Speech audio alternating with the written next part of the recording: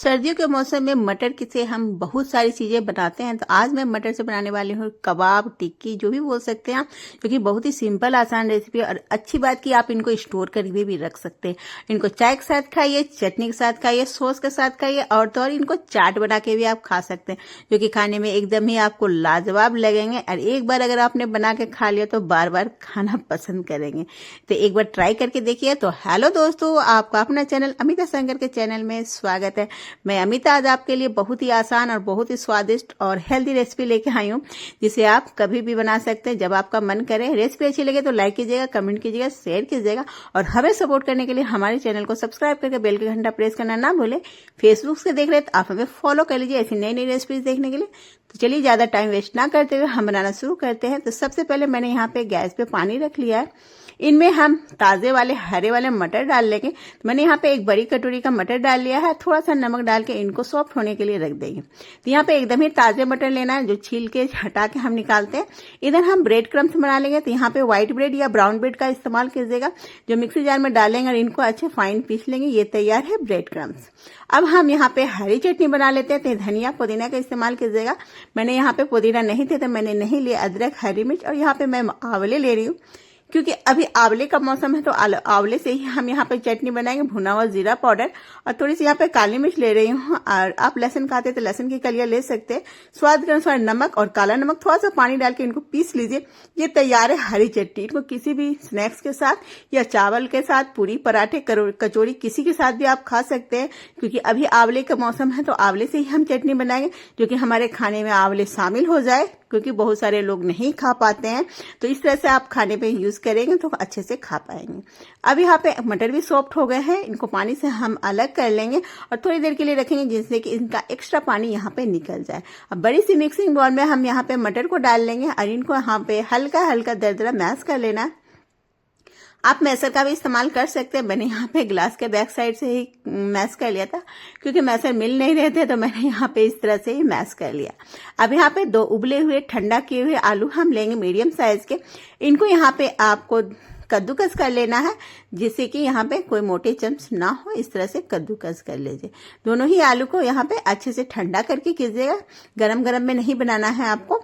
अब यहाँ पे दोनों आलू मैश हो गए हैं। अब यहाँ पे ले रही हूँ पनीर 100 ग्राम। ये टोटली ऑप्शनल है, आप डालना चाहते तो डालिएगा, नहीं तो इनके बगैर भी आप बना सकते हैं। पर डालने से स्वाद के साथ हेल्दी भी हो जाएंगे, प्रोटीन से भरपूर हो जाएंगे। यहाँ पे ले रही हूँ हंकर, जो कि मैंने एक बड़ी कटोरी दही को रात को ही रख दिया था, जिनसे इनका एक्स्ट्रा पानी निकल गया है और ये हंकर तैयार हो गए। इनसे खट्टापन इनमें टेस्ट आएगा और स्वाद बहुत ही अच्छे लगेंगे। हरी मिर्च चॉप करके लेंगे, अदरक लेंगे, और यहाँ पे ढेर सारा हरा धनिया, भुना हुआ जीरा पाउडर लेंगे, काली मिर्च का पाउडर लेंगे, और तीखी जितना पसंद करते हैं उतना लाल मिर्ची या चिल्ली फ्लेक्स ले लीजिए।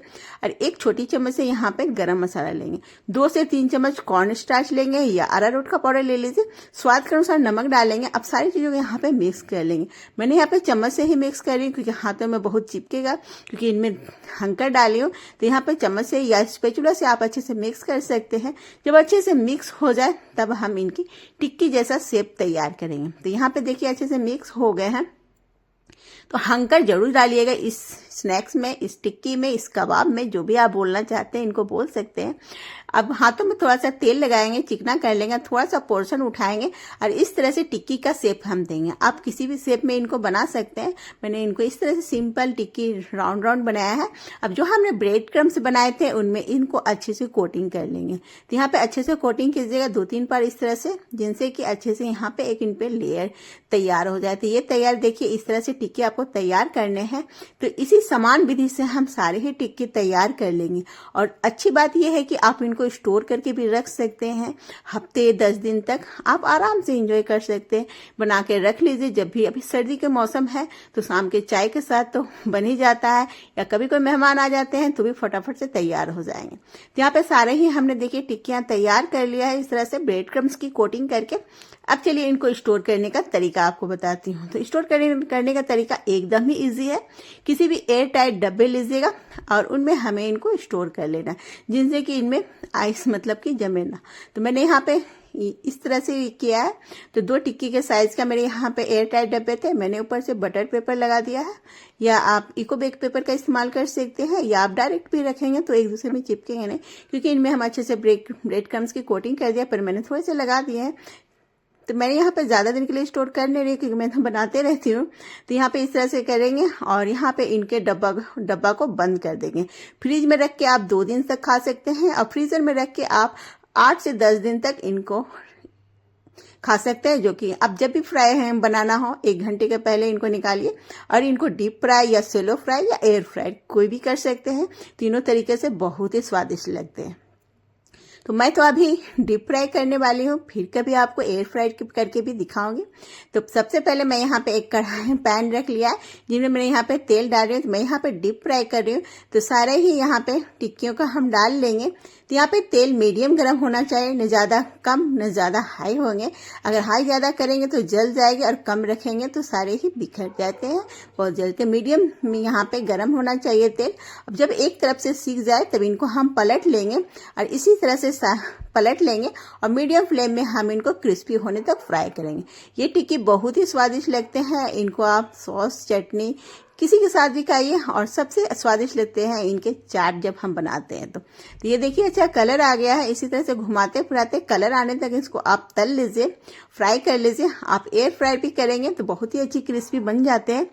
तो यहाँ पे इनको निकाल लेते हैं एक बड़ी सी झाड़ा में, जिनसे कि इनका एक्स्ट्रा ऑयल निकल जाए। तो सारे ही यहाँ पे टिक्कियों को मैंने यहाँ पे झाड़े पे निकाल लिया है, जिनसे कि यहाँ पे इनके एक्स्ट्रा ऑयल को निकल जाए। तो निकाल के यहाँ पे झाड़े को हम थोड़ा देर के लिए रखेंगे, जिनसे इनका जो भी ऑयल है इनमें वो निकल जाए, और फिर हम इनको सर्व करेंगे। तो यहाँ पे सबसे पहले मैंने इनको हरी चटनी के साथ किया। तो वही आंवले की चटनी, जो कि हेल्दी भी होते हैं आंवले, और इस तरह से हम थोड़े थोड़े आंवले को खाने में इस्तेमाल कर सकते हैं।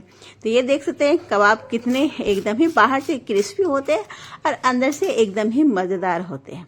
तो चटनी के साथ परोसिए या सॉस के साथ, आपको जो भी डिप पसंद है उनके साथ आप इनको परोस सकते हैं। अब चलिए यहाँ पे मैं इनके चाट बना के दिखाती हूँ।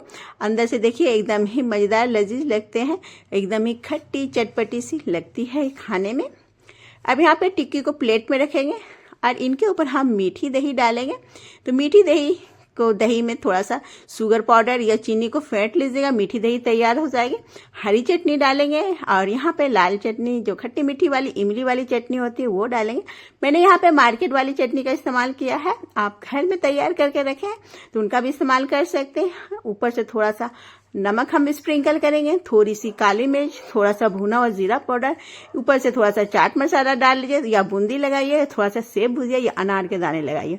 ये तैयार है हमारी टिक्की चाट, जो कि बहुत ही मजेदार लगते हैं। और चाट तो सभी को पसंद आते हैं, मना करने की तो बात ही नहीं होती है।